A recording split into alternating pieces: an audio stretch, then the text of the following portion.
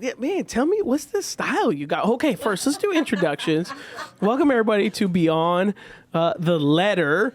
Thank you guys so much for joining us. So great to hear. I've heard some recent great feedback from people about how much they've loved some recent episodes. I'm pulling them up right now on the YouTubes. But a lot of people love the one with me and Will and Aaron about struggling with reading the Bible. So that was a big popular one that we're getting a lot of great feedback from, that people enjoyed.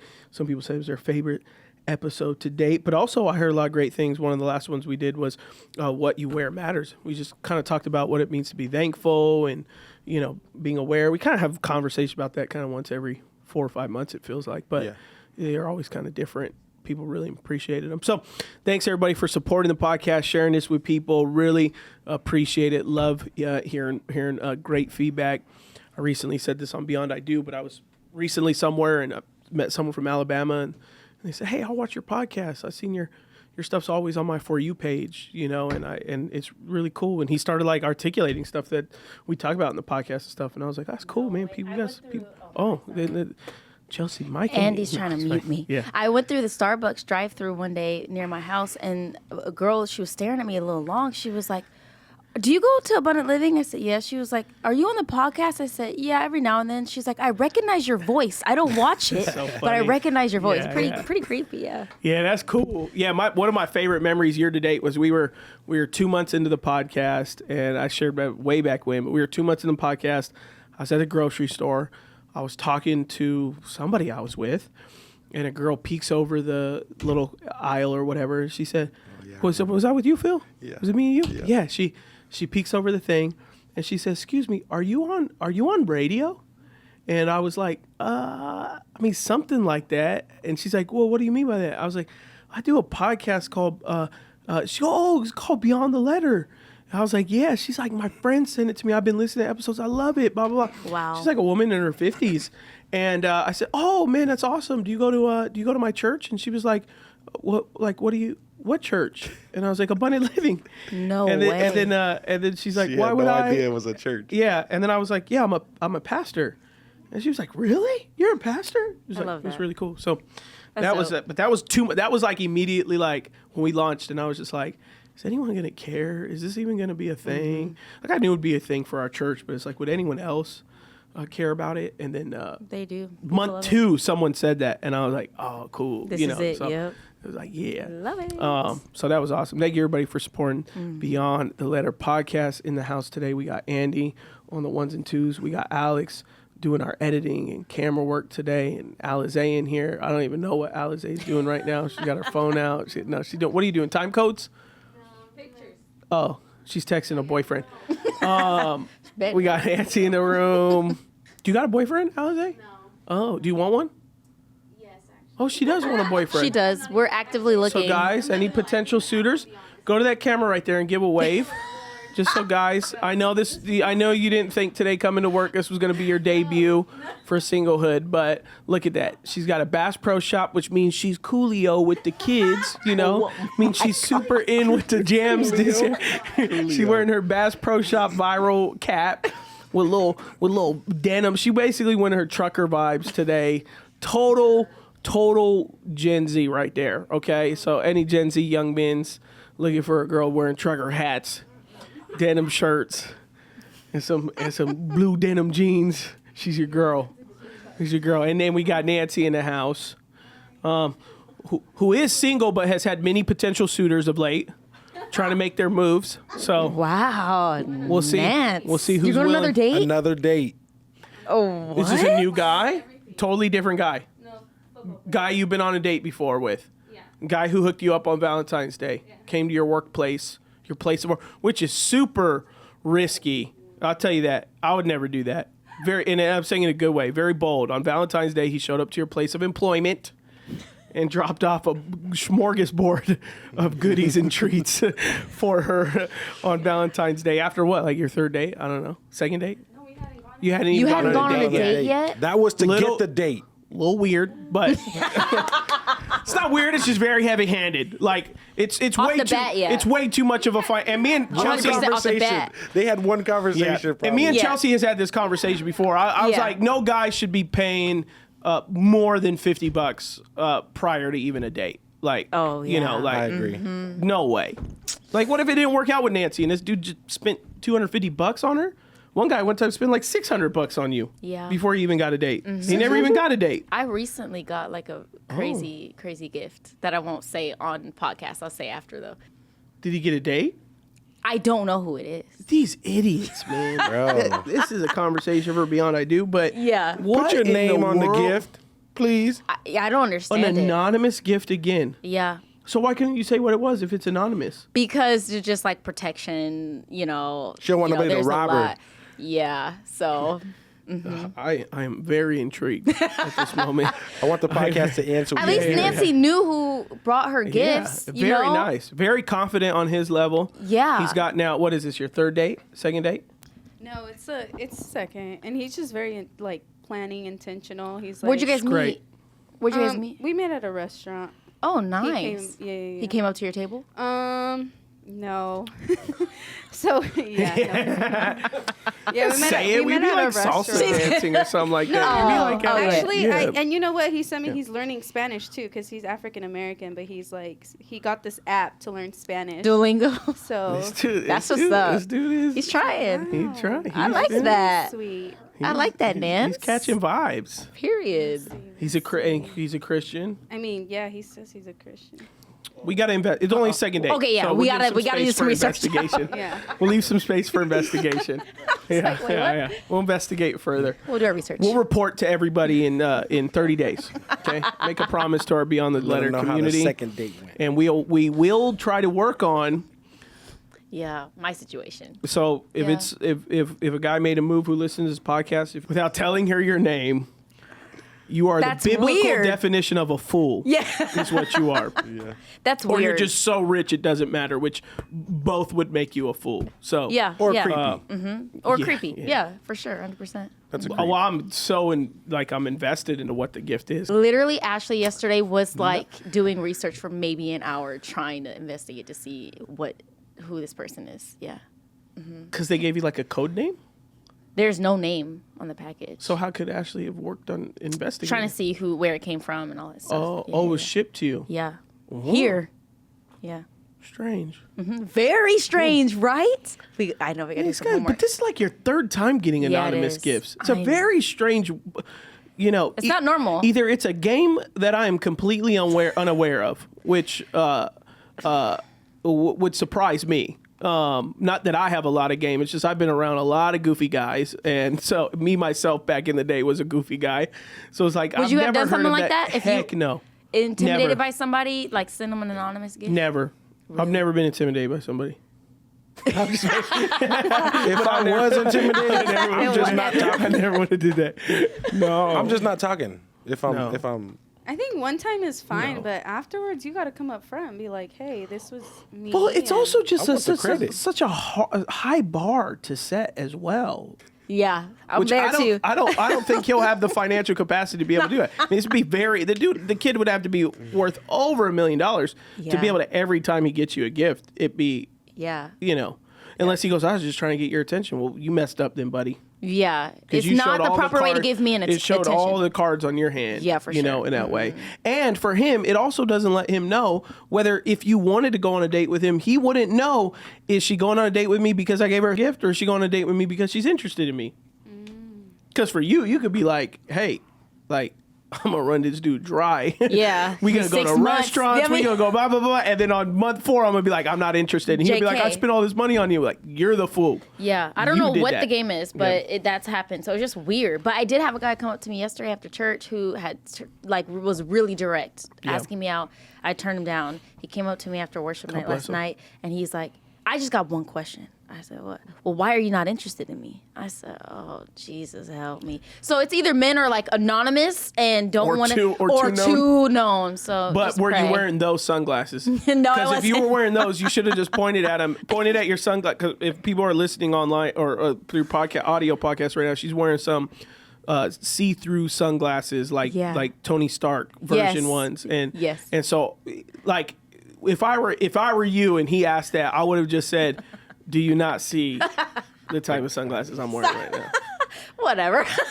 These sunglasses are of a girl that has no interest in you. Whatever. He should have known. He should have known. Moving on. That would have intimidated I'm me. happy for you, Nancy. If I saw a girl wearing sunglasses indoors, Really? I would have been like, At night. yeah, it's 5:00 at night. Are we ain't done? Sun ain't even out anymore. It rained Sun wasn't today. even out all day today. Yeah, it wasn't out all day. I was in San Francisco. I She didn't know woke that. up, seen that it was dark outside, and was like, "I'm just gonna put these glasses on." She said, today. "I'm on my They look Bruno good." Mars tip today." Yeah. She's "Look just at hating because you ain't got no No, glasses. I don't have Yeah. no glasses. I need Where's you, some. you, got Whatever. you got a pinky ring? Where's your pinky ring? Not today. Took it Yeah, off. you're not ready. You're not ready. Man, I got one of my best friends with me today co-hosting. He hasn't co-hosted yet. You've seen his voice here and there. You've seen his presence here and there. But Phil works with me. Philip Cota in the house. Can I use your government name? Come on, man. Use Okay. it. You got Use loud. it. Let's- We got Phil Cota in the house, co-hosting with me. We got Chelsea in the house, who we've talked to now for a few minutes. And so I thought that having Phil today, and if you hear some bagpipes in the background, because the county sheriff's is graduating in our sanctuary today. But I'm sure Alex will add some type of sound dampener or AI or something that would take that out. So I got Phil in the house today. Yes. Chelsea was hanging out, and I was like, Chelsea, jump on. And as we walked into this originally, I was like, you know what? I want Phil to jump on. I want us to talk about, number one, a lot of people don't know kind of a little bit of your story. So I want to go into that because I think that's pretty crazy. And because what people don't know is, like, if you could think of a person who's probably like, not probably in your action, but maybe just in your heart and your lifestyle and those you're surrounded with. Like, if you could think of people that were like the furthest from God, it would be your overall probably crew, you know? Yeah. Not that they're not redeemed. Oh, because they're rehearsing outdoor right here. They're right here. I thought they were in the sanctuary. No. Oh, They just went to the last thing. oh, if they can move. Okay. I'm like, that just got louder. Loud. Right. Yeah. They're right Like, why outside. that gets so loud? Okay. But you know, you used to be part of a motorcycle club, and a very notorious one, not one that's, you know, like a fraternity of kicks and giggles. It's Not the hog. it's a legitimate, you know, Yes. motorcycle club. And so you were in that club. You had various roles in that club, and you were around various people, and you know, people acted certain ways, and there were certain things. And so you were, for all intents and purposes, for many of your life, you were far away from God. And even the moral system in the club very much operates differently than the world today, you know, Yes. or like even a Christian world. You know, like you have different set of government, you have a different set of rules, regulations, what you can't do that don't really necessarily always match Right. the real world per se, right? So, like, what was your initial, like, so what was your life? Well, was your life like before, and then you know, because most pastors and Christians know like your story, they're always like, and now you're like really committed in church. You're not like 1 foot in, 1 foot out. Like, you're in church now. You're on Right. staff at a church. Like, that's crazy. So like before church or before the club, how I was. Before, well, I don't know. Did I say something that made you think before the club? No, because Yeah. you were just saying like how were you before, but you were talking about the club. So I Club. just wanted to make sure. Yeah. I was the same. I think I was the same guy going through high school. Yeah, as far as I can remember, I was that same guy. Like I had that same attitude. I demanded the same kind of respect, and I had family members that were in the club, and that's. And what people don't remember. We've got showed it me. before to our church, but like, I have pictures of you where like every picture you're putting the middle finger up. Oh yeah. Every other picture you have boatloads of alcohol in your hand. You're like holding it up. You got, you know, obviously you had this big old ponytail that went down to your butt. Like, Yeah. you had to, you know, you just. I was a you- biker. You look at this person and your eyes are different, right? Like the person you are now, and a lot of people, I like always notice that those old pictures of you in the lifestyle of the club to today, like, other than it looking like you, it's not you. For sure. Your eyes are different than your eyes now, which is like a crazy concept to think about, because very few people meet people who were so lost not really in a sinful state, but just lost in general, and just like totally trying to find purpose in something else, to then like totally radically saved, and even gives off a totally different, sense of yourself, And that was one of the main reasons why when I started coming here that I cut my hair. Because I was like, I want to look different. I don't want to look like the person that I was, 8 years ago or whatever. Because people were afraid. I walk into a place and people are intimidated for sure. And it wasn't something that I wanted to do because I wasn't that guy in the club. Like, I wanted to talk to regular civilians. They didn't want to talk to me because they were just afraid. They didn't know what was going to happen. So when I got here, I'm like, I need to cut my hair. I need to fully change my appearance so that God can change my heart. And he did. And that's where the eyes and the difference and all that's because my heart is actually changed, not just my appearance. I didn't just say, I'm going to take my jacket off and I'm going to wear skinny jeans and, wear shirts that fit me now and call it good. I really had a transformation of my heart, and God checked me, man, in my accident. That's what basically So got me how'd you here. get to that place, like before the club? What happened in your childhood and in your life that caused you to be involved in so many things that were reckless? What happened before the club? What created Club Phil? So I grew up in Moreno Valley, California. Moval. Moval. Shout out. What do you guys got to say? Do you say like woo woo? No, they call it Murder Valley. What? Woody woo. So I grew up out there, and a lot of my friends were gangsters. Yeah. Like Yeah, African Moval's a American different world. gangsters, Yeah. not like cholo gangster. I never was a part of like a cholo thing, shaved head and all that. I never did all that. But all my friends were gangbangers, and they just accepted me.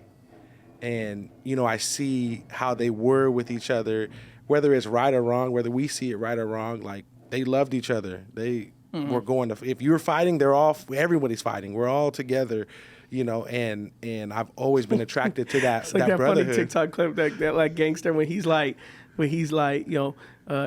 if I'm broke, he gonna be broke. If I'm fine, he gonna be fine. If I die, he gonna die. And the dude's like, Just look at him like, wait, I'm not gonna die. No, but that's how it was. And I've always been attracted to that brotherhood. I mean, you know what kind of brother I am. I'm like, I like to be around my guys. I like to, and we were accountable, but for other things. We weren't accountable for, girlfriends or wives. And if you were cheating, then, hey, that's just what you did. Yeah. But, like, you're accountable that if I'm fighting this guy and you don't jump in, or whatever, then it's on and cracking. So can you, because I'm going to be careful what I say because I know a lot about you. So can you give us any...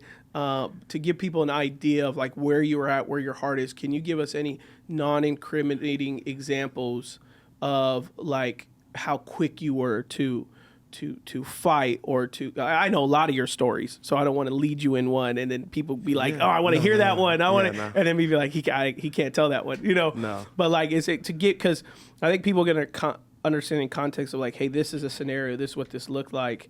Gives them an understanding of like really how far you were in terms of not just in the club, but your heart and your view of humanity and people and stuff like that, Yeah, I had no worry. I had no fear of anything. And I would stop in the middle of a red light. If somebody stared at me the wrong way and I didn't know, I want to know why they were staring at me that way. And I would pull in front of them. And the stupid thing is I would have my wife in the car. I would have my kids in the car. Yeah. I would stop in front of them so that they couldn't leave, and I would get out and ask, do you know me? Why are you looking at me like that? Just on the drop of a dime, any moment. I didn't like anybody to stare me down. If you bounce the eyes to me, I'm gonna act. I'm gonna talk to you. If you stepped on my shoe and didn't say sorry, I'm gonna acknowledge it, and we're gonna handle whatever the situation was. But that's just how I thought. That's what it was for me. Now, can I lead the example of like your final day, how you got in the club was because there was a rival club and someone told you, I want his jacket. And we'll leave that for that one's for the birds. Okay. I got brothers that come to the church now that watch the podcast. Yeah. And but just giving that, I mean, that was enough. Yeah. That could stay. It was a say a word, but just that idea of like, you know, that's how it was. You see someone rival in the club, and they just say, Oh, yeah, it was I on want site. you to go get that jacket for me. It was on And, site, yeah. you know, anyone could fill in the gap of like what that would look like, getting someone else's. Just imagine trying to take the jacket off your back. Yeah. Like how much of an altercation that's Yeah. going to be. And that would be, you know, You know, regular. that's like the biggest sign of disrespect, because I'm taught at that moment, you're dying before that patch gets taken off of your back or whatever, you know. So Yeah. Yeah, just to give people context of like what it's not like, because people's view of like what being down for something is nowadays is just like it's kind of more of a fluffy thing rather than like you really meet the wrong guys, and you could usually tell by their demeanor and their stare because they're not shouting and yelling whoop de whoop and throwing signs up. It's not like that. Actually, normally very quiet. Yep. It's like, hey, this one gonna have, you know, like that is the real sign that this is a dangerous person. Yeah. They're not causing attention to themselves. They're actually very discreet. I don't want no one to you know I'm here. Yeah. And that's actually so it leads you to that moment too. And I'll backtrack, and I want you to fill in the gaps to where Phil gives his life to Christ, and I'm going to have you add in that part. But some of the funny things that for me, which ended up getting so close, were, you know, two very standout moments. And, you know, you and I talk about this all the time and share it with people, was you give your life to Christ, you're hanging around church. One day, I've known you now for, at this time, about maybe 60 days. And I'm going to preach somewhere. And I said, hey, guys, it was a Sunday night service. I said, hey, guys, I got to get home. I got to get up at 4 a.m. because I have to leave at 5 for a flight. And you said, hey, who's taking you? And I said, oh, I just drive myself. It's, you know, it's not a big deal. Like, oh, okay. Have a good night, guys. Have a good night. And then I get out of my house at 4:30 a.m. and you're parked in my driveway. No way. 2:30. I didn't know that story. Yeah. I was there at 2:30 in the morning. So I said, what are you doing here? He said, man, you shouldn't be driving yourself to the airport. I got you. I'll be happy to drive you. And I said, You're a real one. I said, how long have you been here? Like, what if I came out earlier? He said, nah, you couldn't have come out earlier. I've been here since 2:30. And it was 4:30.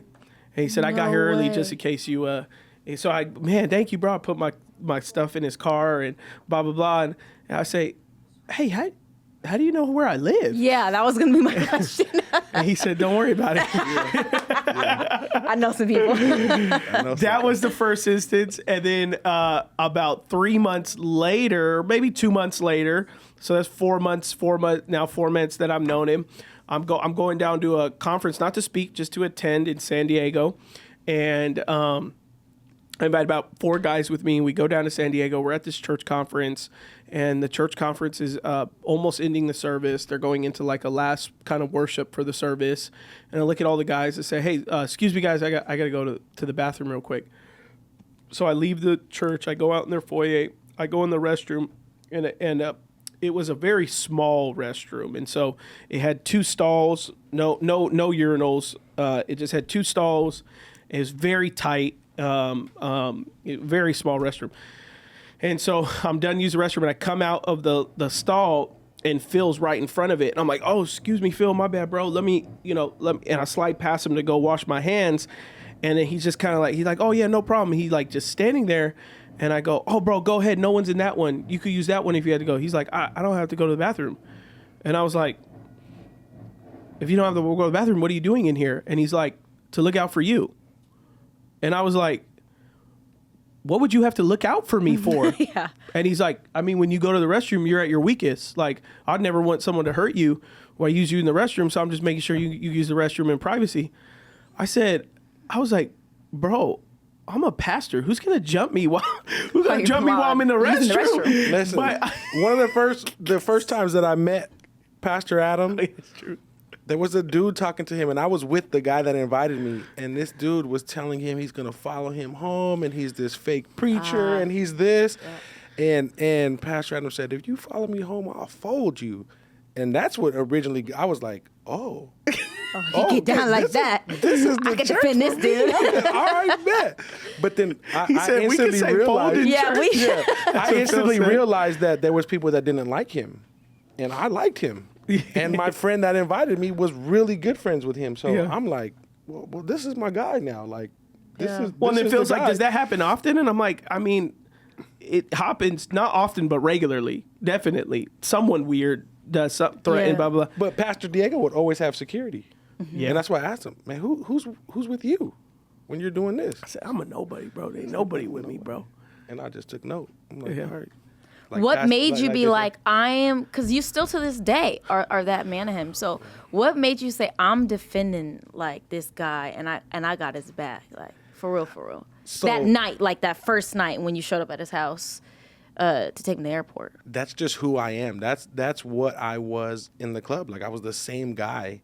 And I think that, I don't want to say God allowed me to be in the club, but because I was in the club and I chose that on my own, I learned a lot of things on respect and honor, loyalty, stuff like that. So I think he just allowed me to put that here for a bigger purpose. Yeah. And you need that guy. Look, we got Vince, we got everybody now, but I was the guy before, and I don't need no credit, but I just seen that Yeah. he didn't have nobody when he was coming up. And look where 6 he's at years now. before or 5 years Yeah. before. We're not talking Look where about he's like at. Yeah. A year, a year to like literally 5, 6 But that's what we years did. I before did that. security Yeah. in the club, But one of the got the things you phone would always calls. tell to me, because back then we would hash this stuff out alone. Like now you would actually be known as someone who's mature in their faith because you've gotten so far from that, Yes.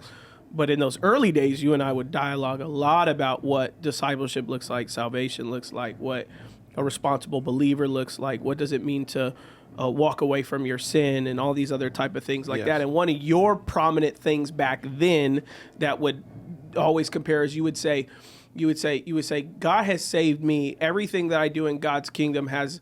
There's a paraphrase. You wouldn't use this exact language because you were new in your faith, but it was, if everything I do for God has eternal impact, then how dare I have as much buy-in and allegiance with this worldly thing that I used to be a part of that is temporary, that just spans the life. Like, how would I take a bullet for a guy over here who I really didn't know all that? You knew your brothers, but in a greater club sense, you didn't always know everyone, but you would take a bullet for these individuals because of a jacket they were wearing. Yeah. Yes. And Phil would be like, how could I have that much allegiance, but to God, I have a less buy-in. I have a less desire.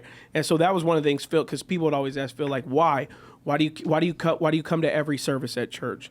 Why do you want to help Adam? Why do you want to this? And he's like, well, because there used to be a club that I would pay money to monthly to be able to do these that. things. Yeah.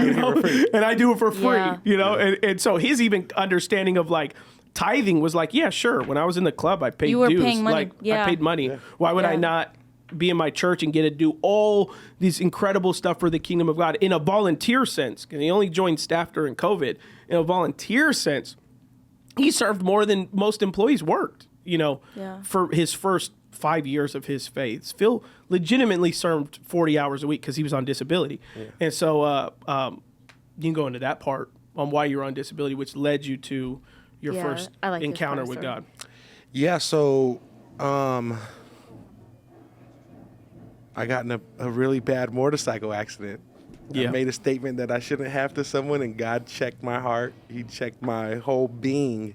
I'm riding my bike back to a bar, and I got hit on the And it was because you were providing bikes for, a video shoot. yeah. Somebody from For a like the TV show, though. Walking Dead director Wasn't was it there. Sons of Anarchy?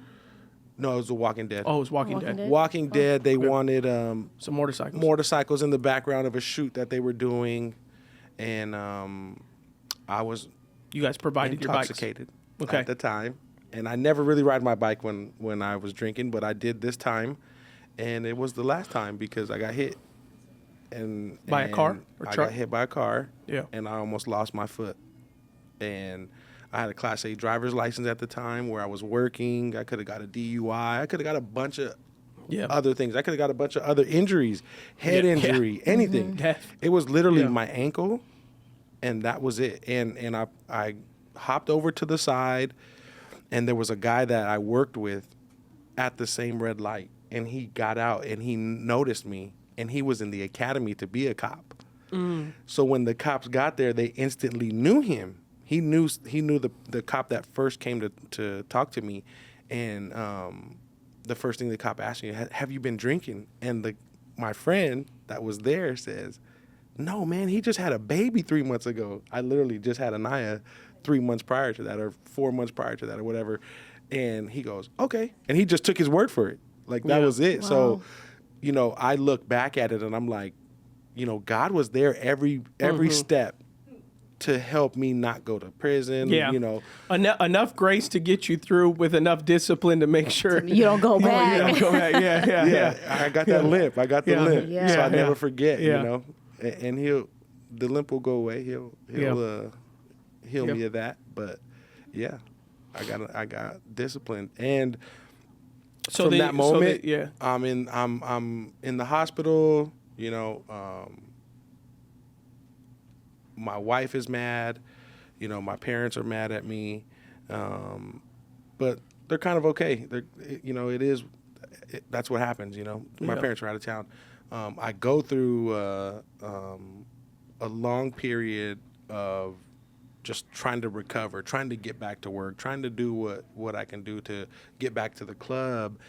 And so I'm still hanging out. I'm still doing the thing. I got a little bicycle. And literally almost a year later, I got back on the bike and something else happened. We're riding on the freeway. No one knows to this day. We're riding on the freeway. And First day back on the bike. First ride. I'm going to put patches on my vest that I earned with 5 or 7 brothers. We're riding on the freeway and something comes up and hit. And I'm like the third bike. So it doesn't do anything to the first or second. It just hits me in the same exact leg. No, I didn't know that. Same exact leg and cracks my tibia in half. And I had no idea. And I was already walking at that time. You know, Yeah. I got a boot on. I said, man, as soon as I can get a boot, I'm coming back. You know, and it was my first ride. And I remember the worst pain I've ever had. Getting hit by something that I didn't know that was there. I Going didn't even know what, what it 70, was. 80? Yeah, Yeah. like probably doing 80, 90, you know, and I pulled over, called AAA. They took me back to the home, to my house. I went to the hospital, and they confirmed, you cracked your tibia in half. And I wasn't even supposed to be riding doctor-wise. And they said, what'd Now you your do? wife's really mad. They said, what'd you do? I said, I dropped the TV. I was helping my dad put a TV, and I dropped the TV on my leg. But they knew that. Yeah, You ain't right. cracking no tibia in half. Yeah, yeah. So then now my TV, wife yeah. wants a divorce. My mom is furious. And then my dad, you know, got some kind of, how do I say this without getting myself in trouble? Got some kind of order that he couldn't speak to me at the time. Yeah. For whatever reason. And that reason we still don't know. But I was upset, and I'm sitting in my room alone, got a full leg cast, 12 weeks, and no one's calling me back. None of my friends, no club members. My wife's not talking to me. My mom's already mad because they told me not to get back on the bike. I mean, she's being a mom. And I'm like, why me? I told God, why me? What did I do to deserve this? I wasn't doing no church, nothing. I said, what did I do to deserve Is that like a this? flood warning? It is, yeah. Oh, Are we flooded right now? I don't know. what a crazy, what a crazy It's about day. to rain a little bit. Get flood warnings. We got the luck of the We have Irish the outside. sheriffs outside. somewhere. It's a day. It's an ADHD day for sure for me. Yeah. So I tell God, why me? What did I do to deserve this? And he said, I love you. The clearest answers I've ever heard. And I said, dang, if you love me, do whatever you have to do to humble me so that I'll surrender. And he said, I just did. Ooh, what a prayer. And that was it. Wow. He said, I just did. And I'm sitting there reminiscing on everything. I'm like, yeah, no one's talking to me. I got nobody else. I can talk to you, I guess. You know, and then I'm trying to fix my marriage. Go to am I allowed to say his name? Mm-hmm. Yeah. Go to Eric Thomas Your best conference. friend, yeah. Go to Eric Thomas conference. Thank God I'm married. Like the hip hop preacher. Hip hop E.T., preacher. Yeah. Shout out to E.T. man, because Yeah, without God using him, helps, you wouldn't yep, be here. Dude. he helped save my Wow. marriage. So we You go and to your this thing. wife go to something. We go to which this. our friend Jeff Smith was at, the same one Phil was at. Really? Yes, at that No same way. time. Yeah, at this time Phil had never even come to our church. That's Yeah. crazy. Yeah. And then, so we do that, and just like, okay, let's do this. And then I go get a haircut, and my barber says, hey, man, I want to invite you to church. And I'm like, all right, bet, I'll go. He's like, really? And you grew up Catholic a little bit, right? Yeah. And that's about it. I mean, that's all I you did knew. all my sacraments and all that, Yeah. but I don't remember any of it. It was, I had to do it. You know, there was no choice. So that's about all the church I did. And I said, like, yeah, I'll go. And then I came, and that was it, man. Do you remember the message? Your first Sunday, Yeah, the though, first Anaya Sunday. throws up in children's church. in the foyer. Oh, in the foyer. She Your gets daughter. kicked out of children's church for being bad. Your first Sunday. No way. Josh goes and gets her, says, "I'll take care of her." Gets her a donut. So many from lessons to somewhere. learn. Yeah. Like the guy who invited you, your daughter's acting up. Your friend who really wants you to radically encounter God says, "I'll go get your It's a daughter. good friend. Yeah. I'll go They get your literally daughter." put Anaya, Cota. On Oh, the- I remember they would on put the names up on the screen. screen. That's And I'm right. sitting there like, oh shoot. He's like, I'll go get her. Don't worry. We listen to service, and I'm like, okay. I give my life. Well, we gave our life to Christ that day. Pastor Diego said, he said something that caught my eye because I'm already on standoffish, and he says, if I can't prove it to you in this Bible, if it's not in this Bible, you don't have to believe anything that I'm saying. So I'm like, oh, okay. This is not just him talking. This is, He's challenging me. challenging me and Finding speaking the something word wrong of with God. what he's Yeah, saying. I'm like, Yeah, okay, yeah. cool. So, and then he said, come as much as you can for the next year and watch what God does in your life. And that was it for me. But I'll get back to that. But as we're leaving, that's when Anaya throws up on Ange in the foyer, and I'm like trying to get my foot in there so I can get some on me too, because Ange is like Yeah. up to here with it. And we end up cleaning her up. We leave. We were going to stay for the second service, Yeah. but we left. And I wanted to come I back. remember that because I hadn't met you at the time, and Josh texted me and he goes, "Hey man, my buddy who I wanted you to meet, his daughter threw up in the foyer. They're gonna go home, but they might come back tonight for the service that me and Ashley led, which was Fresh Start. Yep, I told Which him I Josh wanted to come ultimately back. really wanted him me to go come to that one. That Yeah. that's I'm what like- he really wanted him to go. I'm like, when's the first one in the morning? 9. I'll be there at 9. Yeah. Like, really? Dang. Yeah. He didn't come at 9, so Man. Yeah. he was like, Yeah, you don't want he to had to go go to for it, the yeah. night Let's go to the one's night better. one. That's the I'm one like, I go to. I want to go to the one that's the one. I just want to go to the first one. Yeah. And I'll tell if I like it or not from Yeah. there. I don't want to go to a fun one. Yeah, and he didn't then know how to they're not explain to you always they were fun. different services. Different services, and all yeah, that. yeah. So, yeah. So So- I get a text from Josh, hey man, he might be there tonight, he might not. He gave his life to Christ first service, but it's like we see that stuff all the time. Someone hears a good message, like, oh, I stand for an altar call, right? But then you're still like, we're excited, we're so excited, we're so hopeful, but it's also like, is it sitting with them?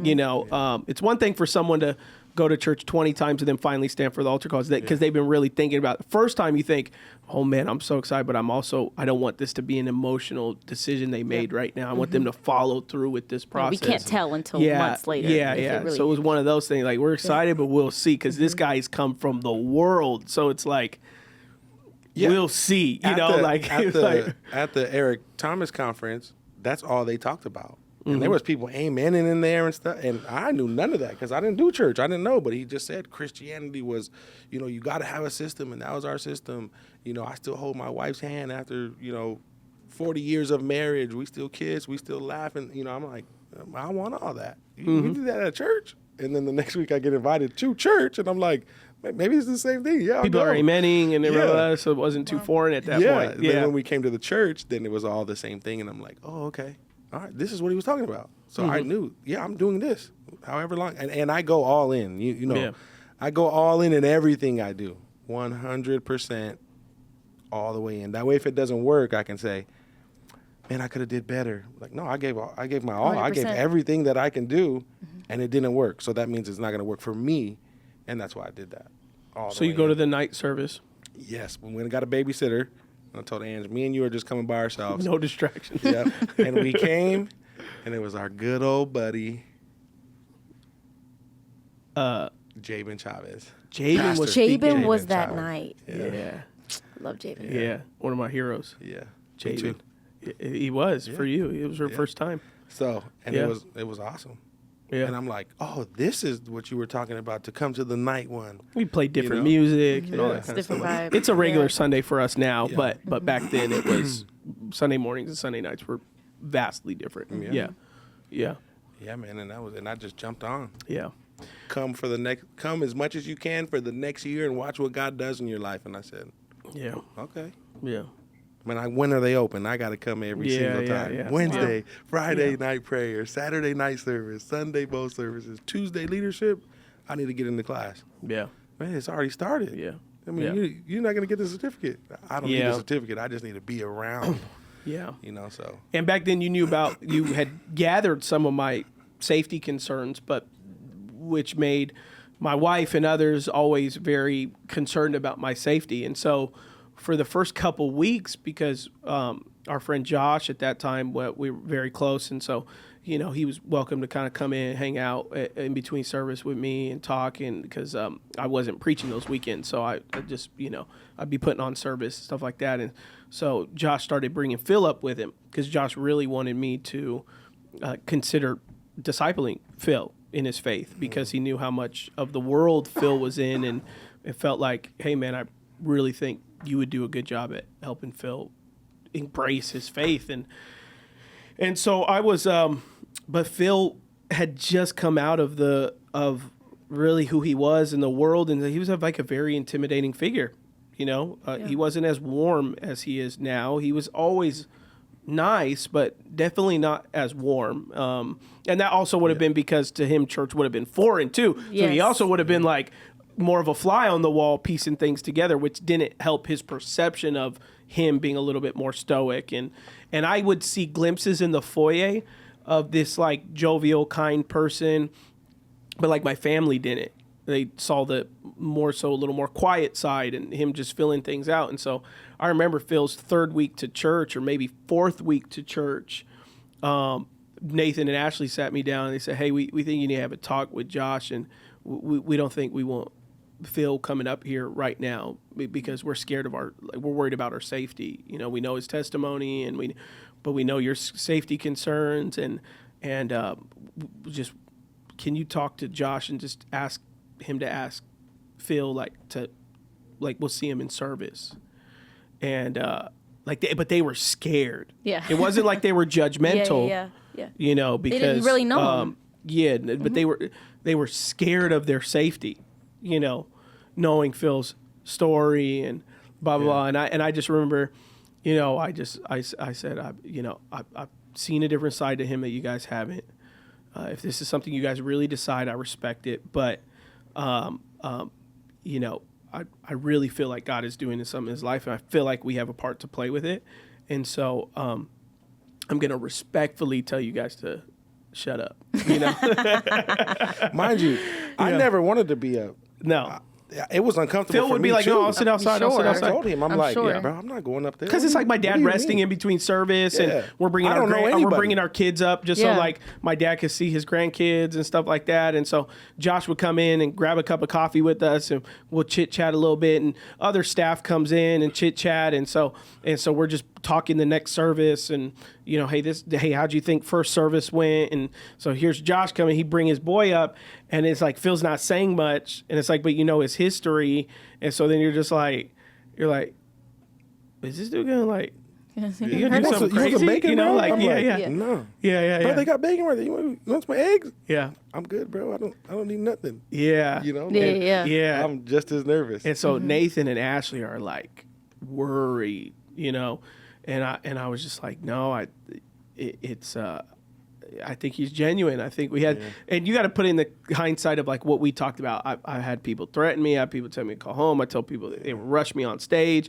And so it was just immediately like this guy we totally don't know who's like was on the furthest end of, anger and just being down to argue and fight and, personal pride and all this stuff like that. That was like, is he gonna pull that on us? Is he gonna, is he gonna, and security ain't around in the office. You go past security to come in the office. So it's like, what's he gonna do? And I told him like, no, man, I think God's doing a work in his life. And I think a week after that, which you didn't know at that time, those conversations, a week after that was when you showed up at my house, and then to take me onto the flight. And I was like, man, he's special.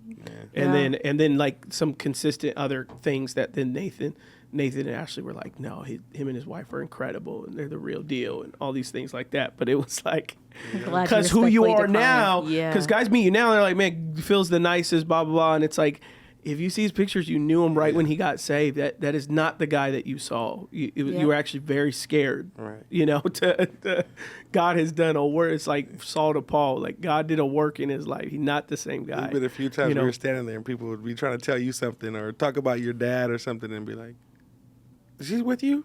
Yeah. We'll talk later. They just walk away. They don't want to say nothing. Twice. Yeah. Really? That's like, and you learn that it's something about the presence of somebody else being there. Not that that no one can beat me up, you know, at that time, obviously, but it's just like, I'm going to make sure that no one I think the talks to presence him. of someone who's willing to do something can be felt. Like there's the presence of someone who's like wanting to try to scare you, like don't mess with me, blah, blah, blah, blah. And then there's the presence of the person who's like, try me. For sure. That's Phil's presence. And you know, yes. you know, oh, he's going to do something. Like, and nothing had to be said. So Like Phil, when I had the back surgery. then, he don't give that feeling anymore. God has totally transformed his life. But that first 6 months of his faith, he still had a like, I wish you would. Yeah. You know, like Yeah, for sure. heart. And it started because when I was discipling you for about 6 months at first, you had saw someone that brought up old emotions. And you, I forget what we did. You called me right away or you came straight to the church and you're at the barbershop. Oh, yeah. And you were still really early on working on your faith. And that was a pivotal moment where I think God shifted your life because there was the old you that was being tempted to do something and you walked in grace. Yeah.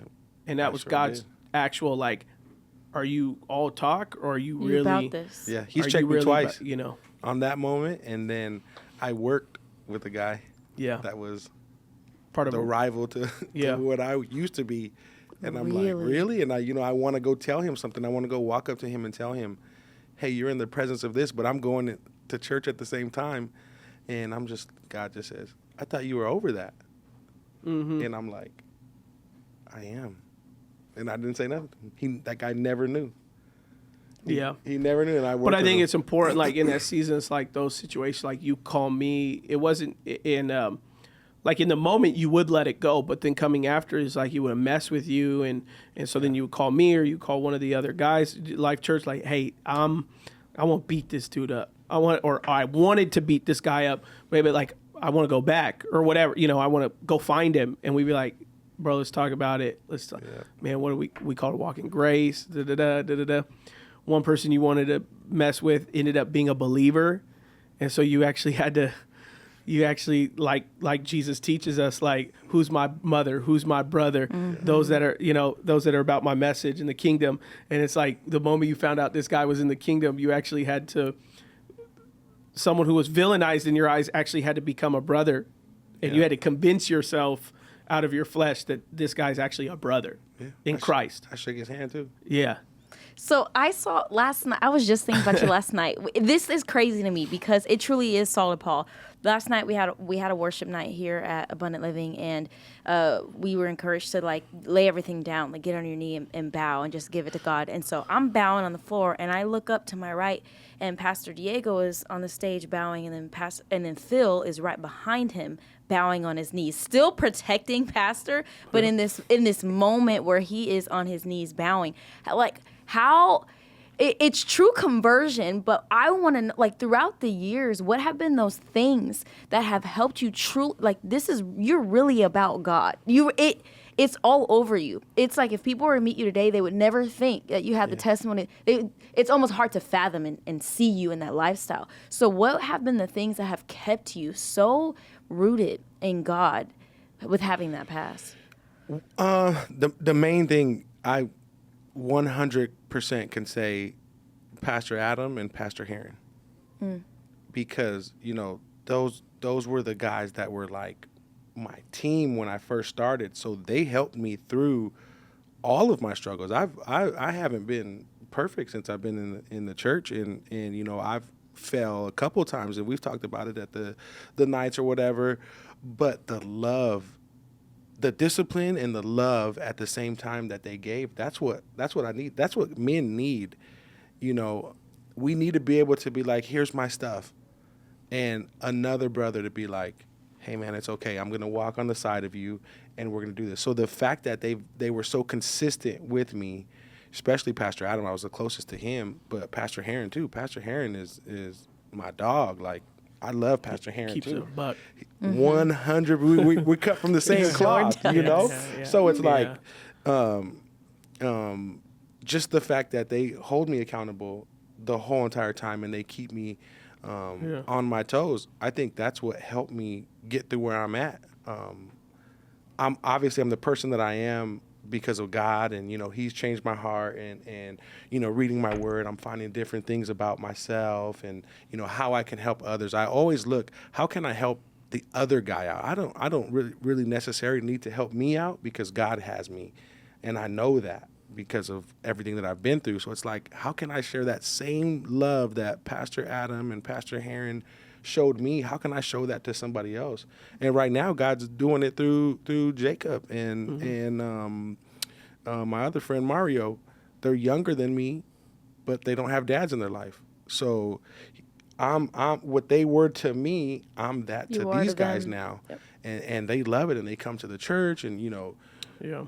used to have bad grades, now they have good grades. They're involved. Sharing Jacob their comes faith. here. They're sharing their faith on bigger platforms than I can ever even think of. Yeah. I'm not on TikTok with 120,000 followers. All I do is read the Bible. Like, Yeah. I'm not doing that, but they've jumped a different, you know, section than I'm in, and I just that's basically what it is. I thank God that, you know, he put Pastor Adam, Pastor Heron to guide me through that, and then obviously, you know, I'm going because I'm like, I've showed these young guys something, and I'm going to be that person. I am that person. Like, I'm going to show them, like, you don't get to just in 2 years or 3 years or 5 years say, yeah, I'm over it now. Like, no, I'm still on fire today, like I was the first day that I walked in, and it's not going to change for me because I know where I've been. I know where I got brought out of. So Yeah. yeah.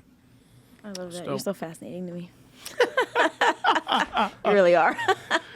It worked out to have it worked out to have Chelsea here because you know, I've spent like we have hundreds of hours of conversation, so I'm less fascinated because Than I am. I've asked you every question. Yeah, I know. You know, I'm sure there's stuff I don't know, but I know. No, you pretty much I know know all your everything. dirt. I know all you know, like the old crazy stories. I know all those. So we've had those up teen hours of like the old you, and then even now like the new you. So That's why when you were why talking, when you're Chelsea like, was like sitting, I'm like, she's gonna ask a lot more like intrigued questions because it's gonna be fresh for her than it is for me. And I also don't want to say the wrong thing. wrong stuff. I was just gonna say, you'll ask the questions 'cause that you want I- to come out. Listen, She I'll say won't, this. She has no idea. I'll say so. this: if we had an uncensored version, and I'm not talking about like cursing or anything, but an uncensored in terms of your past conversation on this 100% would have been our most viral podcast we've ever had. It wouldn't be wise for the sake of like who God has used you to speak into people's lives now, and some people would take offense to you sharing these stories and peeling back the curtain, and so walking in wisdom and stuff like that. And not everybody wants whether you say someone's name or not, they don't want their business out there, and so For sure. some people would see it as disrespect. So but if we just said, if we had the conversations he and I have had over dinner before, it would definitely we'd have about 20 viral quotes already. I need to go to dinner because I'm trying to hear. Listen, we can't find out what the gift was. Y'all not finding out that. I do have a question. I do have a question for you because there's a lot of people who kind of dabble in both worlds. Like they dabble in the world and then one foot in the church because they don't want to get rid of this worldly life because there's benefit to it that they think they can't get with God. So what are some benefits that you've found in fully giving your life to God and not having one foot in and one foot out? Like, what made you sit back and say, man, I made the right decision to do this? Man, the biggest one is getting somebody that I truly looked up to in the club to be here, to come here, to attend the church, because I wasn't two different people. Wow. I was the same. And I went and talked to him. He's my family. I went and talked to him and told him, hey, this is what I'm doing. And he said, good for you. Do it. And then, I'm like, okay, go all the way in. I'm like, okay. And that was all I needed. I didn't need no okay from anyone else. And it was kind of like, he brought me there. He was the reason why I was there. So the fact that he said, okay, I was like, all right, cool. And I knew I was going to do it, but just being that person, they can call because they knew I wasn't playing both sides. I wasn't going to do, Yeah, there wasn't a Sunday church? you and then there wasn't a Friday night you like, yeah, I'll swing by and I'll turn up like I used to, or I'll talk like I used to. Until I got, more years Further under my in your belt, faith. Yeah. further in my faith, where I can go over there and there can be other guys there, and I can, I wasn't afraid to tell them, I go to church now. I'm right here. I'm not. Yeah. I'm not. Yeah. Yeah, you went in there with a different intent. I don't talk like that, or and whatever. I knew God was. Somebody told me. Somebody told me once, an old member that came here, we talked about this situation, and I told him, I can't tell them that I'm doing this. Like, they'll probably beat me up, or they'll probably jump me or something if I tell them, because I had no idea. I didn't know church, and I didn't know how they felt, and I don't know how I would have felt if someone told me, hey, man, I'm going to church now. I don't have your back no more. I don't know what I would have done at that time. So he said, God will honor that. Have those conversations with him, and even if you do get beat up, God will honor you. You would get beat up to the glory of God. Yeah, that's exactly what he said, and I was I would think about it all the time. I'm like, there's no way, until finally I just I told him, and he accepted it, and that was it. And I'm like, all right, cool. Yeah. And we would talk. I would go to his house, and we would talk, and he was like, you know what I like about you? You don't shove church down my throat. I'm like, yeah, that's not what I'm here for. But, if you need to know what time it is, call me. If you need prayer, call me. I got you, Yeah. So that was That's one dope. of the- And one of the believe it, biggest when things. you're in a life like that, there's a lot that you need prayer for. Oh, yeah.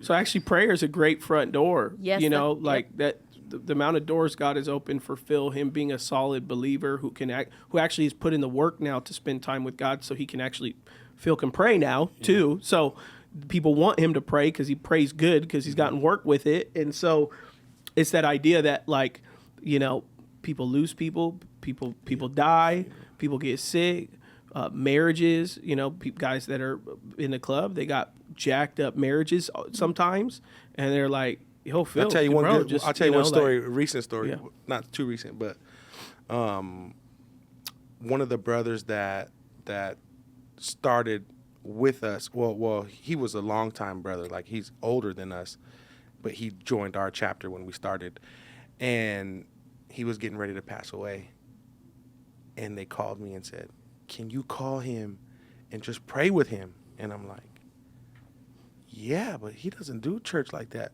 But these brothers are calling me. trying to do whatever they can for their friend. My dad, can you just call him? Just call him. And, I called one time, because I'm nervous at the same time. I don't know how he's going to, take it, and he's on his deathbed or whatever. But they say he's talking, and I'm like, oh, he didn't answer. And he texts me back, try again, brother, please. And I felt the urgency through the text and through, everyone asking me. So I'm like, yeah, okay. So then I just kept calling, and he finally answered. And hey, whatever his name was, and do you remember me? And he's like, yeah, Beast. I'm like, yeah. He's like, I love you, brother. And I'm like, I love you too. I said, I love you so much. Here's what I want to do. I want to make sure that when you do pass, I hope you don't tonight, but I want to make sure that when you do, that you're going to go to heaven and I'm going to be able to see you again. And he's like, that'll be good. I said, do you want to do that? He said, yeah. And I led him into a prayer. While I'm driving with my kids in the car, because it was like, call him right now. And my wife's in tears crying right here, and I'm talking to him through the speaker. And my kids are just sitting in the back like, wow, Dad, that was amazing. And it's just like they got to share that moment with me. And then he passed the next day. And then they said, thank you for doing that. And I'm like, I know where he's at now. I'm good. Like, I'm not sad, but that was a That's nice awesome. moment for me. Yeah, that's dope. You've had quite a Multiple bit of things. those Oh, since. yeah, multiple things, yeah. Dope ones, yeah. But that Really was cool one that ones. was really like, Yeah, yeah. And I think having great relationship and, you know, someone may be in their faith and be like, man, that's cool. I want to start doing that stuff. And it's like, you have to spend that time in that discipleship process with the Lord to grow you, because God's not going to use you if you're like, yeah, I'll call and pray. And you're like, God, it's like the first time you've prayed, you know, like God is going to use you in what you're willing to grow and learn in, and then he can activate your faith. And there even been times like sometimes you call me and you'd be like, hey man, I'm going to the hospital tomorrow to see this guy. What would you do? And I'd be like, well, I would do this, this, and this, and this. You're like, okay, cool. And that's part of the discipleship process, having other believers around you, some that are less in their faith than you are, more than your faith than you are, that you could rely on, that you could be like, hey, I'm doing something I've never done before. God has opened up a door. Not to say, hey, Adam, can you come do this? Like Phil has never asked me that. He's never called me and been like, because I have other people that I've discipled. They'd be like, can you just do it? It'll mean a lot more coming from you, you know? And I'm like, no, I'm not. I can't. This means less to me than it does to you. Like, this means a lot to you. You need to go do this, you know? and like the discipleship process, or, you know, era that I am with Pastor Adam still, because I'm still learning. He told me, your prayers mean just as much as my prayer. Mm-hmm. And that's what sat big with me, because I'm like, oh, okay, I don't need you to do it then, because I have the same will. Just tell me how. What? how God would could you use say it me. with- Yeah, dude. I tell God all the time. I mean, Yeah. I would sit, you know, at the barbershop or wherever I was at. Use me, God. That was my prayer in the morning. Mm-hmm. If there's someone that needs to be talked to today, put them in front of me, and I'll do it. You know, and it would happen. You know, it just through the day, somebody would be there, and I'd be able to talk to them about God, whether I knew they believed or not. You know, sometimes people would just say, "Man, there's something different about you." I see something different about you. You know, they don't even know me. We're at a coffee shop. I'm like, I don't know what it is. You know, I don't, before I'd be like, I don't know. But now I'm like, yeah, it's Jesus. It's the Jesus shining out of me. Yeah. And people would just notice it. So, yeah. no, that's a big thing. Your prayers mean just as much as my prayer.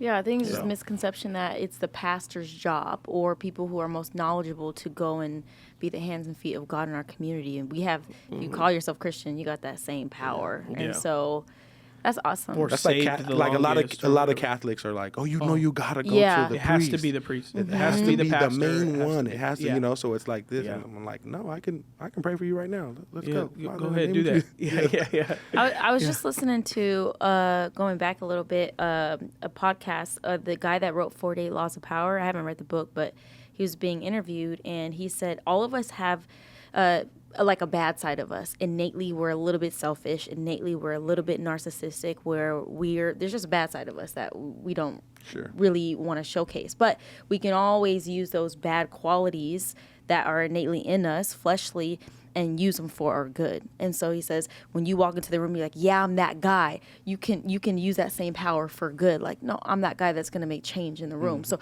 that reminds me of you, where you had a lot of qualities in the club, a lot of qualities in the street that were bad, but the quality in and of itself wasn't bad, but how you used it was. Yeah. But now you're in this new season of life for the past couple of years where you're like, I still have these same qualities. I'm just using it to help people in a better way. You're just fascinating to me. I love that. And it's just encouraging to so many people You're who a might. wonder, Phil. You are You're a wonder. Phil's a Like, wonder. you're all right, bro. You're But all right. I just think there's so many people who feel like they're so far off or too far gone. And it's like, No no matter how crappy you may be or what you may have done, you always have the power to use whatever you've done for the good and for the better. You do have control over that, not the past, but your future. And so you're just a great example of that. You'll be far off. You'll be too far off if you don't put the work in. You have to put the work in. You have to want it. You Yeah. can't just be like, man, this doesn't work for me, but you don't want it anyway. Yeah. I wanted it bad, and I said, I'm going to do whatever I have to do For a long period of for a time. long period of time. Yeah. You're talking This about is like in it. him is like he got rid of every ounce of secular music. Christian worship only what his kids can listen to. Christian worship, only listen to Christian. If he wanted hip hop, it was only listening to Christian hip hop. But he was Catholic 25 years prior, 30 years prior. So it's like, what is Christian hip hop? What is worship? Like he's learning that. Learning the He don't basics. know the names, the bands, the Yeah. blah blah blah. And there'd be times I'd be like, I want to rock with that band right there. Yeah. Okay, Yeah, cool. yeah, yeah. And he, Recently, yeah. recently. Yeah. He would like, and then he'd like, and then he would pivot, and then, they're dope. That's legitimate. That's good stuff. That's good, and then he's leaning into it, and he's getting into his wife and in his kids and in his house. He's got, sermons on YouTube playing all the time and all these things like that. It was a full like, hey, everything that was once doesn't exist anymore. This is me. Even to the point like where he's like, do you only listen to Christian stuff? I'm like, no, not me. And he's like, but that's what I'm going to do. Because that's where he was at in his faith, and that's where he's consistently gone. And so it wasn't even like he was just trying to mirror me, because I'd be like, I don't really listen to secular music, but I don't have a problem if like listening to secular music. And so Phil's like, well, I'm not even going to do that. I was like full Christian all the time. Only we're rerouting our entire heart, our soul, and then it's like, what have you given your life to Christ? That was it 7 years ago. 7 years ago. So it's like that 7 years ago was like, it was like, and it's pretty much stayed consistent since. you then were in terms willing of to replacing everything. 8 years, 7. Yes, ma'am. 7. I'm I counting. think it's 7. You were willing to be humble and ask the really basic question, like what is this and what is that? I think a lot of people have too much pride to really be aware of, like, I don't understand this Christian life. I don't get it. And then be humble enough to ask somebody, yo, where do I start in the Bible? What do I listen to? Is what I'm doing a sin? And I think there's power in your asked Pastor vulnerability. Heron. And that's his name in my phone right there. Humble beast. Been there for 7 years.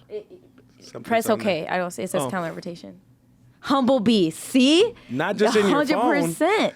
On Fellowship 1, You're I humble changed beast. your name. it's I still changed to your this name. day I love Humble that. Beast.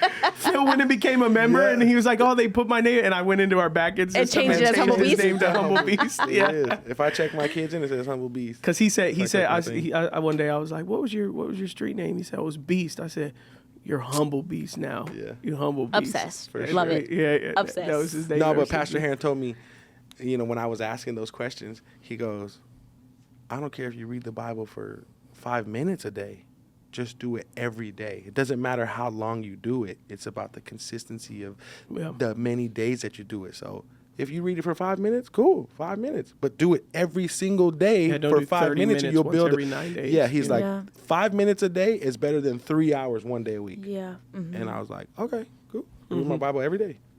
If I can only do 5 minutes, I do 5 minutes as long as it's every single day. Yeah, you're consistent. Yeah, those are questions.